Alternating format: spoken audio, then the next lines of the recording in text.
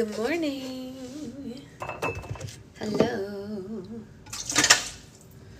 How's everyone doing? What's everyone doing? Anything interesting? Having a good morning?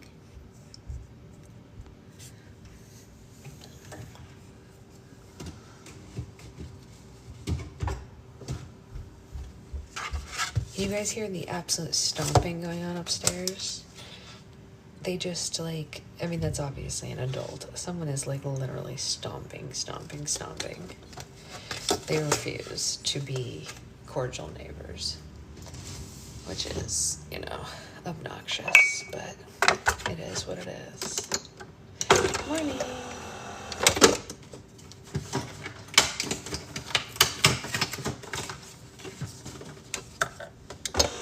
Good morning, everyone.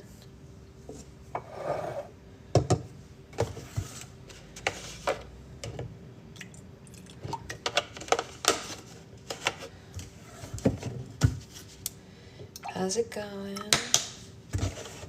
What's everyone up to this weekend? Hey, Brittany, anyone else recovering from post-trick-or-treating? No, I'm actually fine. We just went to watch the game at a local bar with some friends, and it was peaceful and easy and quiet. So, nothing out of the ordinary here. What do I want from my coffee this morning? See, do I want to use the sugar cookie? You're so sleepy. Yeah, I think if I went trick-or-treating with kids, I think I would be, but, I did not.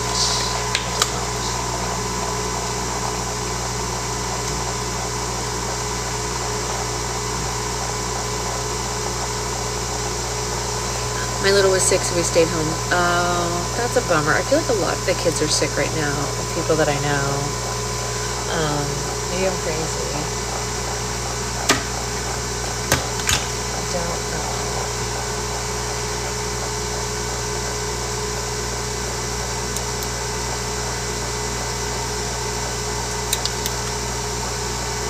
He's feeling better this morning. Oh, good. Do you know what kind of sick it was? I had the phone propped up by the coffee. My mom walks by and says she's making it too. Yes. Let's do this. Let's do it. Let's make our coffee, folks. It was going to be his first year going out. Oh, no. Precious baby. That's always so hard when they're, looking forward to something, That does make it more difficult, obviously. Just a fever. Oh, sweet boy.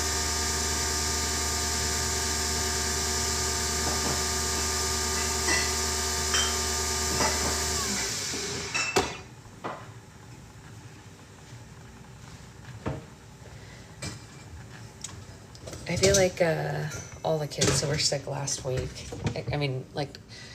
Becca's kids, Liz's kids, or Liz's kid, yada yada. She just has one. But, just rolling through it, right? Because schools are petri dishes, literally.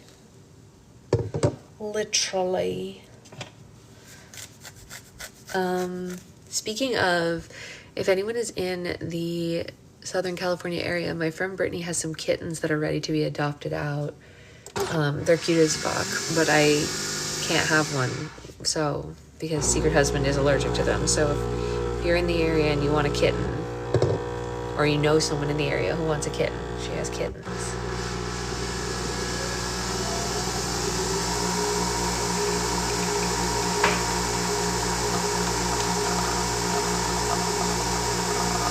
Can't either, but I love these. Oh yeah, you are actually those.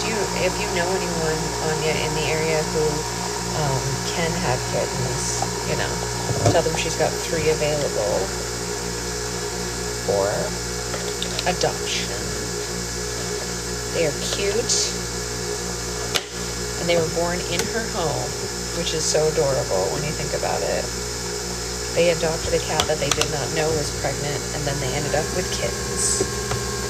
They're keeping some of them, but, can't keep all of them, obviously, because that would be too many kittens. They need a good home.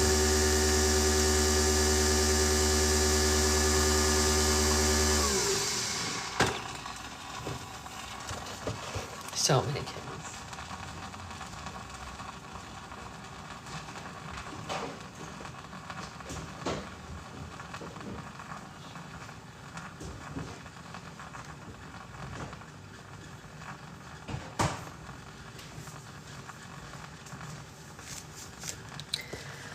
Have you seen the Strays Anatomy account? No, what is it? I don't know that one.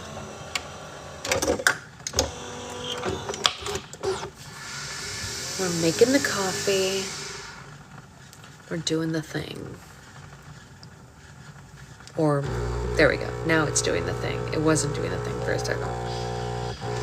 Now it is.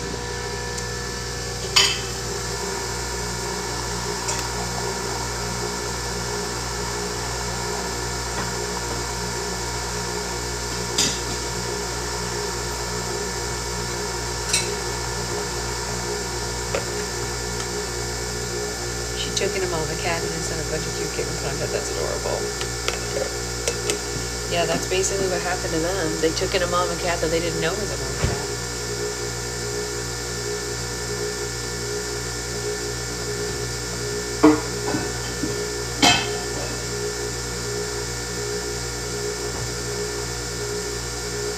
Now they know, of course.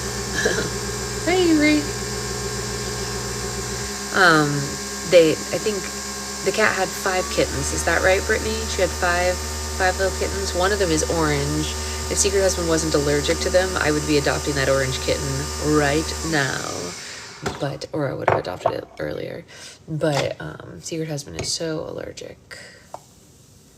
Every day until D-Day. Whoa. That's exciting. So like a month, right?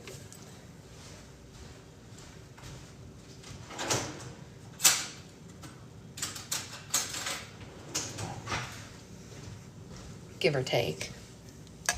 It's a couple of extra days. D-Day's a few more days into. Oh, E-Day. Oh, I thought you were saying like actual D-Day.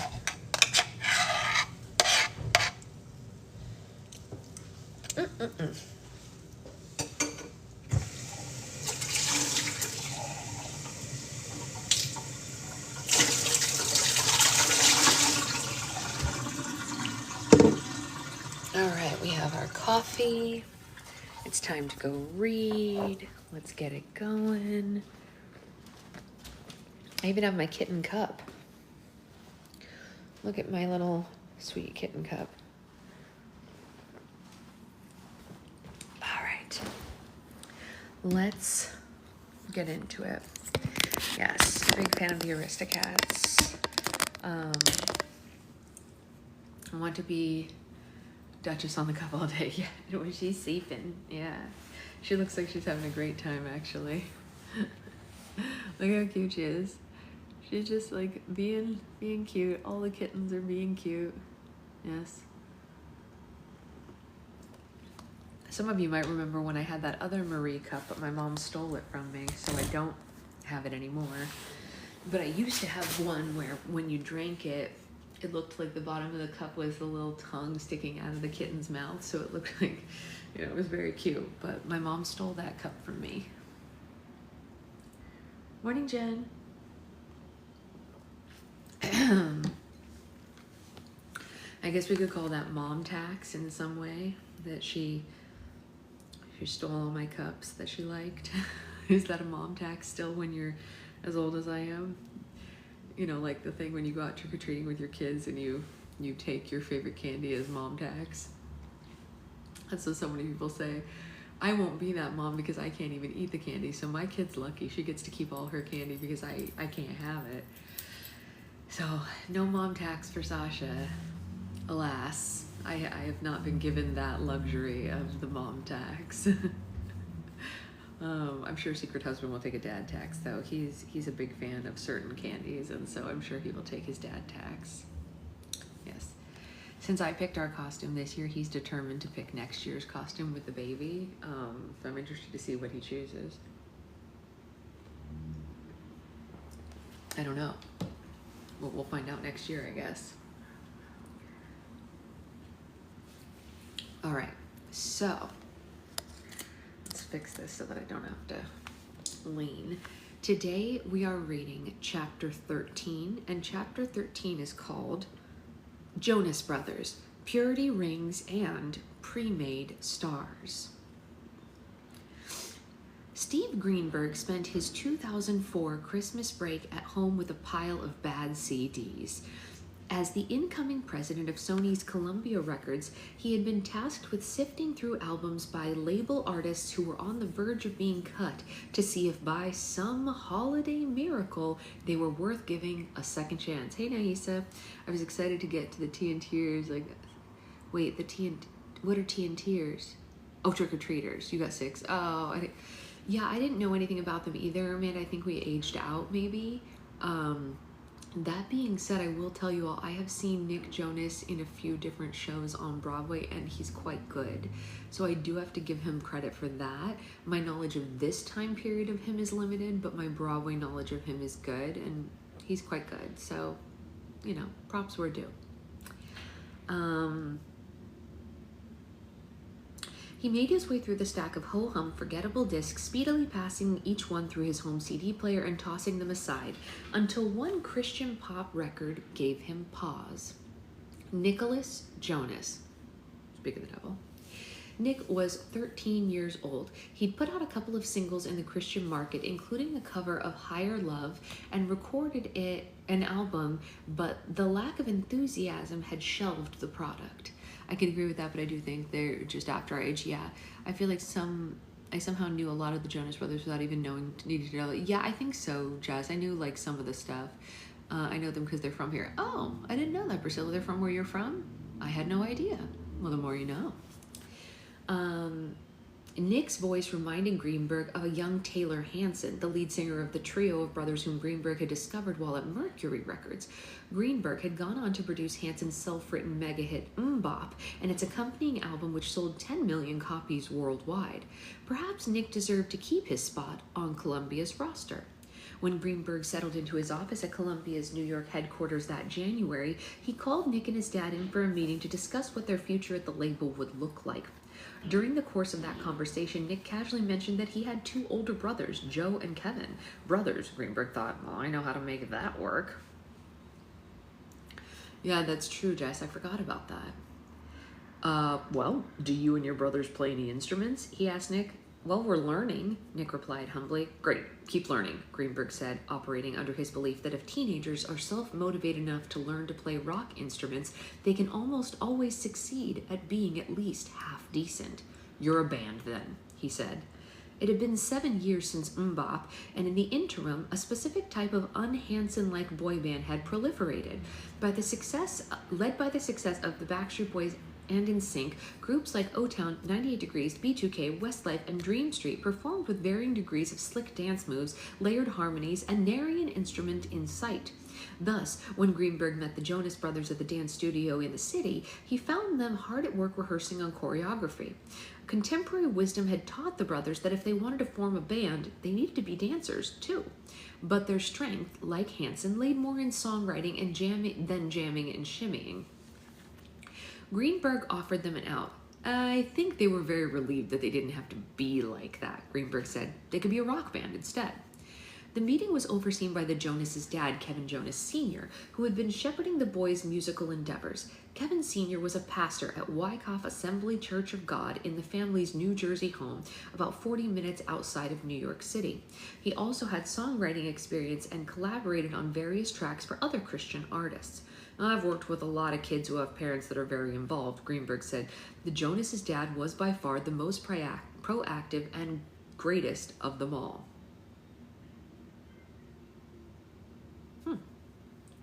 But even more crucial than the parent-kid dynamic was the one among the 3 boys. Middle brother Joe and eldest brother Kevin were far better than Greenberg had ever dared to hope. Joe had done musical theater and loved the spotlight. Kevin acted in commercials. The 3 boys even had written a song and recorded it called Please Be Mine, which they did as a group already. Greenberg signed them to the label as a trio and set about picking a band name. They tossed around a variety of monikers: Jonas, Jonas, Jonas, Jonas 3, Sons of Jonas, J3, and in the end, the simple but effective Jonas Brothers won out, and the label began organizing their debut album. Greenberg paired the Jonas Brothers with veteran songwriters for some tracks, but the boys were also talented enough to compose on their own. Columbia decided to push the self-written Mandy as their first single, with 3 accompanying music videos designed to play out like a serialized soap opera when pieced together. Interesting. Don't say Jonas, Jonas, Jonas in front of a mirror. Again, with a simple name. Yeah, no, it's true, Jen. It's true. It's become a very like constant thing in our reading here. I think that that's a video in the making. The Jonas Brothers should do something with this. Jonas, Jonas, Jonas. And just pop out of a mirror. That's funny. It was 2005. MySpace was thriving. YouTube launched that December. While most major labels were still wary of the internet and utilizing social media platforms, Columbia leaned in, using MySpace's ecosystem of young female creators to spread the word about the band. I don't actually think that's true.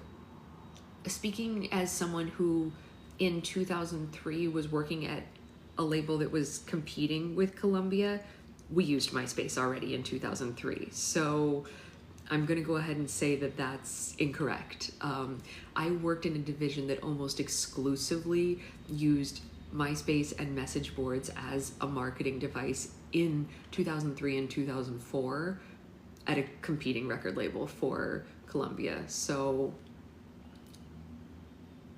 no, the end. Greenberg reached out to a variety of third-party creators to design widgets that could play the Mandy music videos on users' profiles. As each new video installment was released, the widgets would update on the pages, and the creators were thrilled. They were used to being sent lawsuit threats, not music videos to legally use.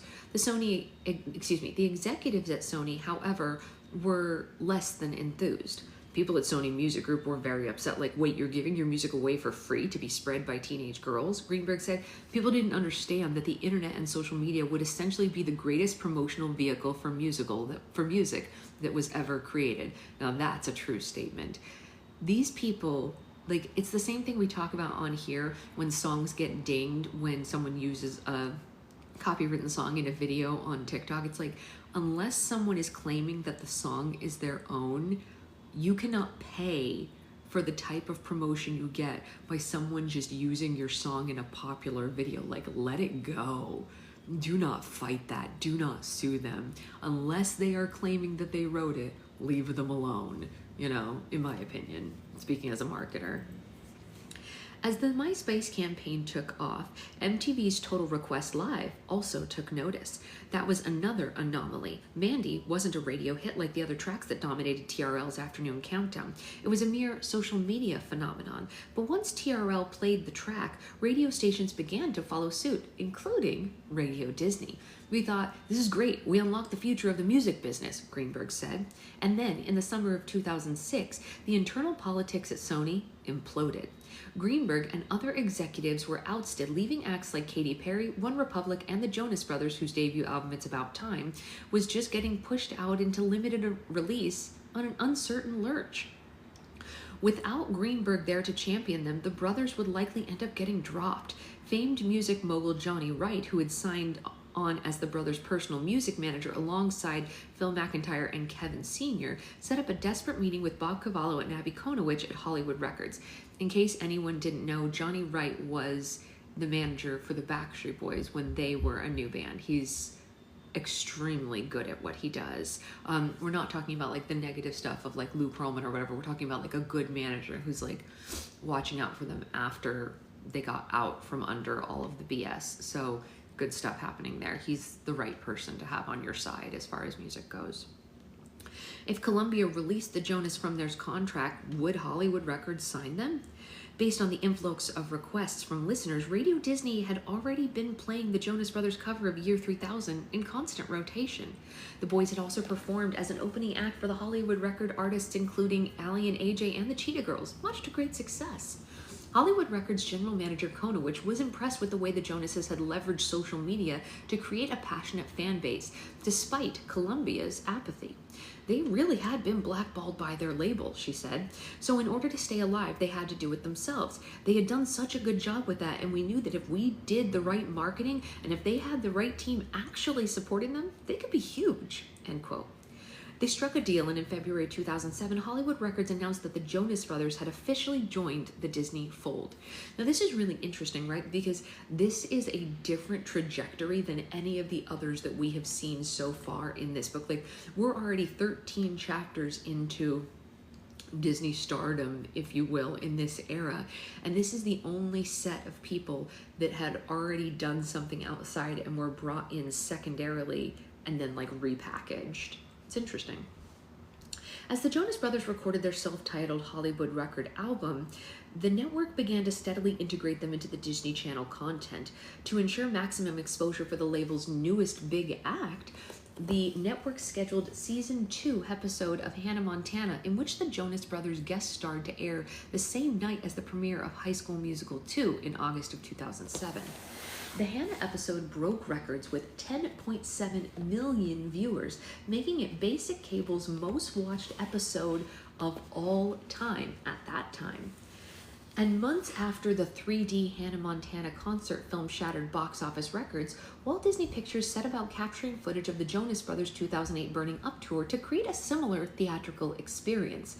Bruce Hendricks returned to direct the Jonas Brothers' 3D concert experience and leaned into capturing the maniacal devotion of the boys' young female fan base in their 2 shows in Anaheim. I love the Joe Bros on the Hannah episode. I never saw it, but I'm sure it was, great. The energy is just indescribable, Hendricks said. The fans are crying and screaming. I think someone even fainted. It was just nuts. And it was absolutely nuts. In addition to guest performances from Taylor Swift, Demi Lovato, and the boys' bodyguard, Big Rob, the concert film featured the brothers using foam guns to spray the ecstatic crowd with white soapy substances. Maybe not a great look. I don't know. Later, the Jonas soaked themselves while banging on water-doused drums, but Kevin Sr. was wary of the boys being perceived as too schmexual. Quote, a lot of times you could see their, a part of their chest that's not supposed to stick out because their shirts were so fitted and they would be soaking wet, tour photographer Elise Abadallah said. Their team was like, no, we have to crop it. None of that. Anything like that was too smexy. When the concert movie premiered in February of 2009, it didn't shatter any records or perform nearly as well as Miley Cyrus's Best of Both Worlds film had, but it did still manage to pull in $23.1 million, and people outside the Jonas target audience were now starting to take notice.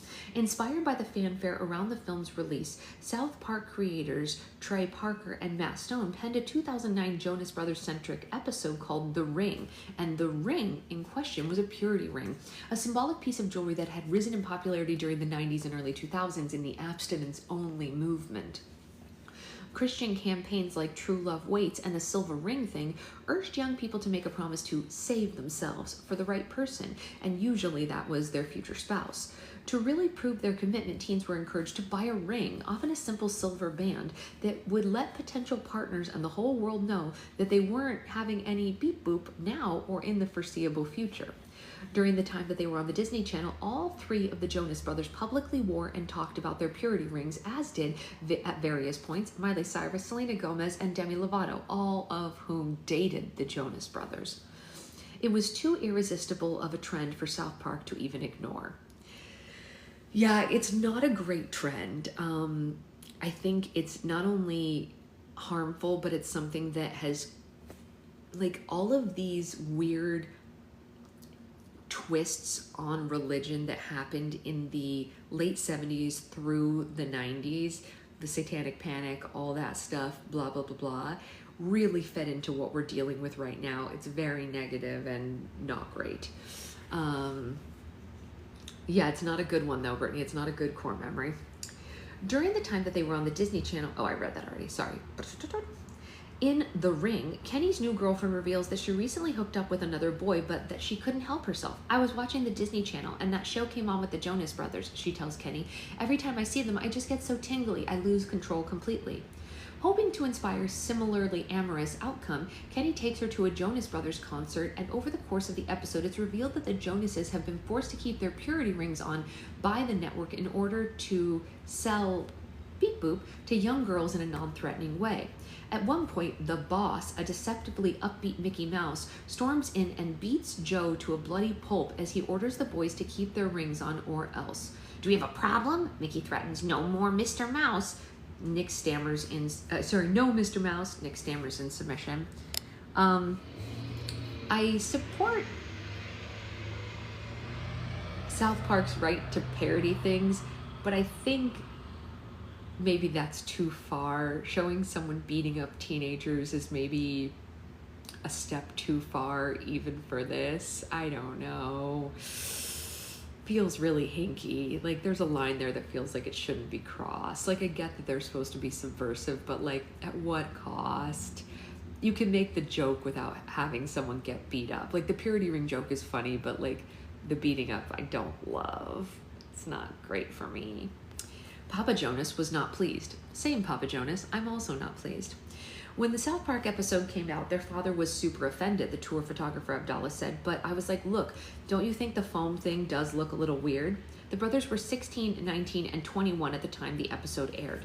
And when it first came out, I didn't think it was funny, to be honest, Joe posted in a 2016 Reddit Ask Me Anything AMA. But later, and once the purity rings were no longer around, it was funnier to me. In a separate 2016 Reddit AMA, Joe stated that he loved the episode and was so pumped when it came out. They were kind of attacking Disney more than me, he wrote, so I didn't really feel threatened. Okay, that's one opinion. But even those directly in the line of fire on the Disney Channel corporate side claimed that they took the South Park episode and other satirical jabs in stride. We were absolutely thrilled because it meant that the rest of entertainment had actually noticed us, said the former Disney Channel president Ann Sweeney, who was the head of Disney/ABC television group at the time. I thought it was funny. Okay, well, that's what she thinks.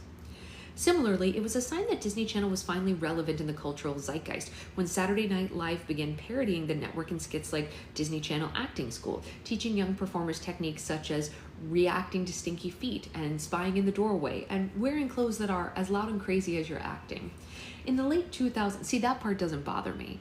Oh my gosh, congratulations, you gave birth last Friday? Oh my gosh, I hope everything was healthy and smooth. I actually don't take issue with things like the SNL, like making fun of like the Disney school at all. That doesn't feel as weird to me as like beating somebody up. Like that feels par for the course. I don't know, whatever. And Disney Channel happily provided their in-house graphics for SNL to use in shorts. No one was thinking we were writing SNL or The Simpsons or South Park. No one was blaming us, former Disney Channel president Rich Ross said. We had to have a sense of humor about who we were, and we did. Contrary to popular conspiracy theories, Disney Channel didn't supply purity rings to its talent or even indoctrinate them to wear them. Most of the stars mentioned said that they procured the rings from their parents or their hometown churches long before arriving at the channel. It's different when poking a big corp. I agree, Jess. I agree. So, just in case you missed that, all of the stars admitted that they did not get any of this push from Disney Channel. They got it from their hometown churches. So let's just be clear about where this is coming from, right? You know, I just want to be clear about that. Long before they arrived at the channel. And both Ross and former PR head Patty McTeague balked at the idea that their network would even approve of the concept of the rings, which invited endless controversy about, conversation about the beep boop life of teenagers. Literally, that's the last thing we needed or wanted to have a kind of conversation about when the actors and actresses are as young as they were. I don't want to know what they're doing in their spare time, Ross said. For teenagers in the public eye, wearing a purity ring meant that adult interviewers might continuously ask them about their virginity and moral convictions, and fellow entertainers could then take public jabs. When comedian Russell Brand, then 33 years old, mocked the Jonas Brothers and their purity rings during the 2008 MTV Music Awards, prompting the 18-year-old singer Jordan Sparks, who was also wearing a purity ring at the time, to use her moment on stage to tell the crowd, it's not bad to wear a promise ring because not everyone, guy or girl, wants to be a... And then she used the S word. See, this is not great. I don't love that. But even if the network wasn't thrilled about the conversation surrounding their talent's jewelry, it's fair to say that Disney's decision to employ teens who came with pre-sown puritanical convictions was smart business decision for a kids' cable network and music business, hoping to avoid anything beyond G-rated.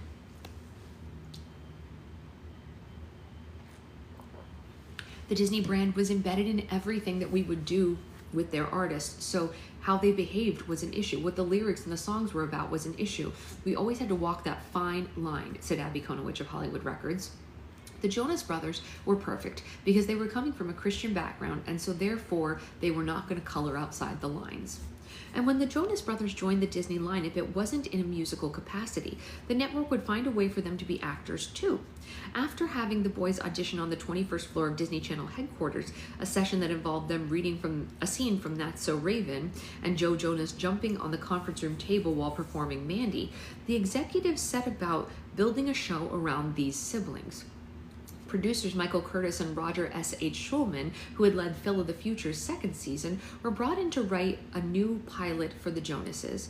They originally envisioned something straightforward, with the brothers playing a fictional band, like the 1960s sitcom The Monkees.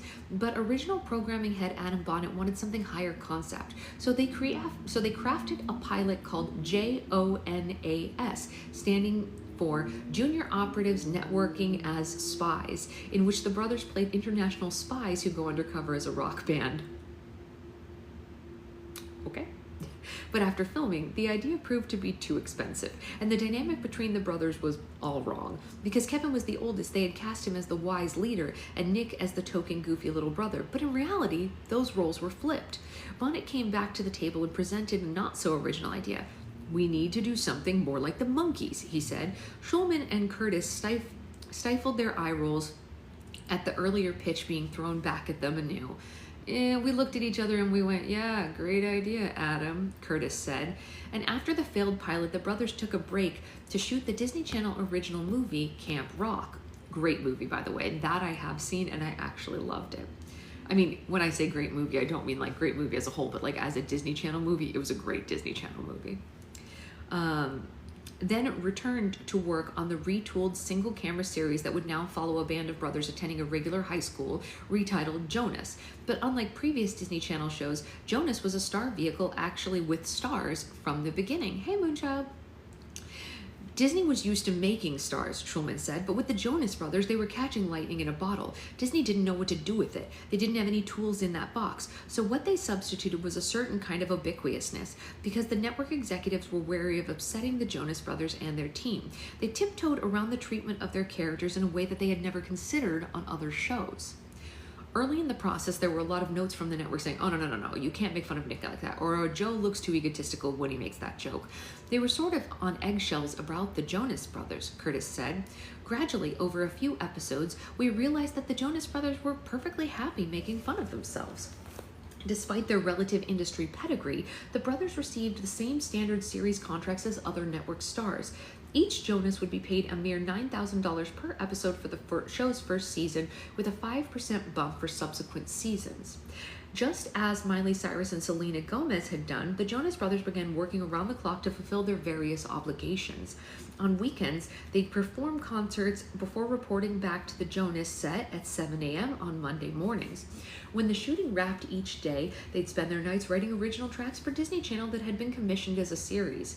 During any breaks, they would often seek to challenge themselves further. Nick read somewhere that some guy threw a wiffle ball 70 miles an hour, so he spent 2 weeks with a wiffle ball and one of those nets and a speed gun, Curtis said. Anytime he wasn't acting or writing songs, he was throwing that dang wiffle ball until he threw it 70 miles an hour. They had their own way of handling pressure and their own way of coping with it. But it was all very healthy. They had a lot of support and they were raised right. The brothers had been brought up as hard workers that were unnervingly well-mannered. Their parents, Denise and Kevin Jonas Sr., had first met in Bible college in Texas and married at 18. I tended to be strict, their mom, Denise Jonas, told Today in 2023. My husband and I felt like we were not just raising kids, we were raising adults, and we wanted to raise them with integrity and moral values that we personally had. End quote. On the Jonas set, the brothers personally thanked every crew member for their work at the end of each day. I'm not even going to lie to you guys. I didn't even know there was a Jonas show. I thought Camp Rock was the only thing that they had on the Disney Channel. So I completely missed this entire segment, apparently, of the world. I don't know what I was doing. I was in New York at the time. I guess that's why. I don't know. The first 200 times that they did that, I was a little skeptical, Schulman said, and then I realized, yeah, they were taught to do that, but they also meant it. And onlookers said it appeared that Kevin Sr. made sure his obligation as the boys' manager never outweighed his duties with their father. Their dad used to do check-ins with them all the time and say, hey, where's your head at? Where's your heart at? Tell me what you need and what you don't need, McTeague recalled. When Jonas premiered in May 2009, it did fine, but not great, given the boys' built-in fandom. As sitcom actors, the brothers were coming across, as one creative put it, exceedingly dull, and the network decided that if there were going to be a second season, they'd need to overhaul the show down from the top. It was not a popular show. Well, I knew about it. I never watched it. Yeah, it sounds like it was canceled. I don't know yet. We got a call from Adam Bonnet and Gary Marsh, and they said, we don't know if we're going to be able to pick up the show yet. We know it won't be with you guys, Curtis recalled. A few weeks after that ousting, the first season of Jonas received a 2010 Emmy nomination for Outstanding Children's Program, pitting it against Hannah Montana and the Wizards of Waverly Place. Years earlier, when Phil of the Future hadn't received any Emmy nominations, Bonnet informed Curtis that Disney Channel didn't submit their lower rating shows for consideration. So with Jonas, we made sure that we submitted ourselves, Curtis said. We filled out the paperwork and we paid that fee. We knew it wasn't a smash hit, but it did okay, and it got nominated. At the ceremony, the network's outcast creatives commiserated. I wonder who's going to win, eventual winner Wizards Peter Marietta joked to Curtis during the show. The guys they fired or the other guys they fired, or the guy who's suing them, Hannah's Rich Carell. For Jonas' second season, the network reset the show in California and renamed it Jonas LA, and brought on the former The Office producer Lester Lewis, a frequent DCOM director Paul Hone as showrunners. They also summoned Mark Warren as a consulting producer to once again fix a flailing project. Warren's producing partner, Dennis Rinsler, had by then retired from the industry completely after the Corey in the House debacle. But the show's kid-centric humor didn't jibe with the type of image that the Grammy-nominated rockers, who were now in their late teens and early 20s, were hoping to project. Biggest regret in regards to the brothers, season 2 of Jonas, Nick said in their 2019 documentary, Chasing Happiness, we shouldn't have done that. It really stunted our growth. It just felt like a bad move. While shooting the series, the boys hid their dissatisfaction on set and fulfilled their obligations without complaint. Yeah, we went along with it at the time because we thought Disney was our only real shot, Joe said in 2013. We were terrified that it could all be taken away from us at any moment. But as their album went platinum alongside the completely forgettable sitcom, it was abundantly clear to the creatives involved that the Jonas Brothers were doing just fine with or without a scripted series on the Disney Channel. My impression was that they didn't really need the show, director Savage Steve Holland said, noting that it had reached a point where it seemed like the Jonas Brothers maybe didn't need Disney.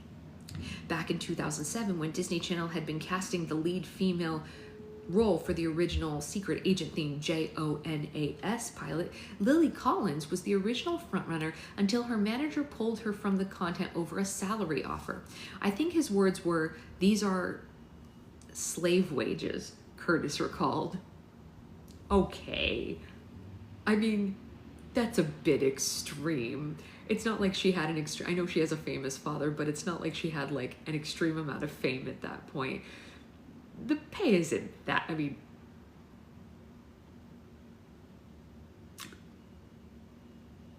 it's fine if you don't want to take the job, but that's a bit extreme.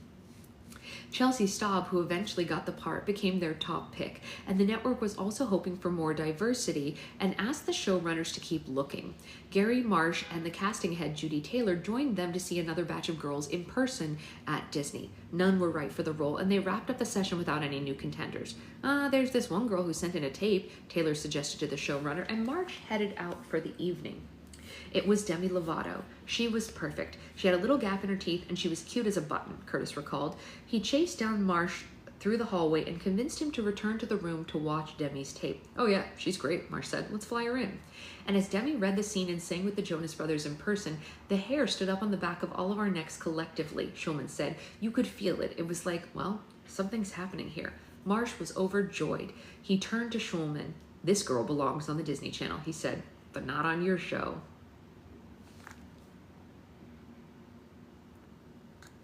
That was a very short chapter by comparison. Oops. Oh, geez, what happened here? Something just happened to my... What just happened here?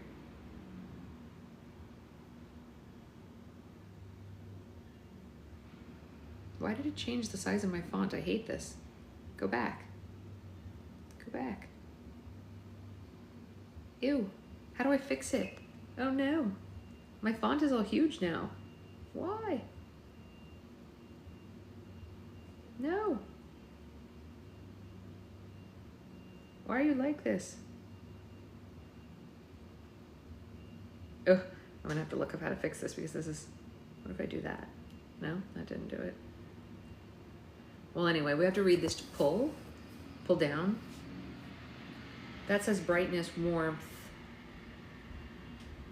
or like, what do you call it, settings? Like, that's like the brightness and all that, but not, it didn't have a size. Pull down. No. Weird. What is happening? Why are you doing this to me? Accessibility, maybe? No. Device options? No. What? This is awful. Top left. Top left. I must be doing this wrong. Because I'm just getting... This is what I'm getting. Oops. Not that. This is what it's showing me when I pull down. The double A. Pull up.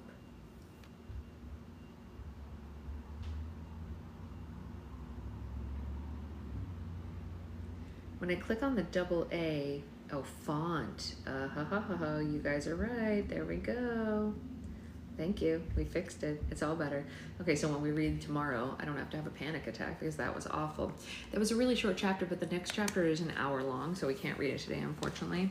But thank you for your help, everybody. That was great. Thank you. Crowdsourcing how to fix my Kindle. I appreciate you all. What is going on? Today is the last day to get in on the Advent Calendar pre-orders or to exchange your November or February Patreon membership for an Advent Calendar. So DM me if you want to do that. Today's the last day for that because I'm going to start making all the slimes for that this weekend. Signups for all of November's Roll for Slime dates is up on Patreon right now. You can pick your date and your type of slime now. That's good info. What else? Grab bags have already started going out depending on your charge date. You can also drag and pinch the screen. I tried that and that wasn't working. What else? I can't think of anything else. Tomorrow we'll read about Demi Lovato and Camp Rock and all that, which is fun. And I think that's the whole kit and caboodle. I think that's it.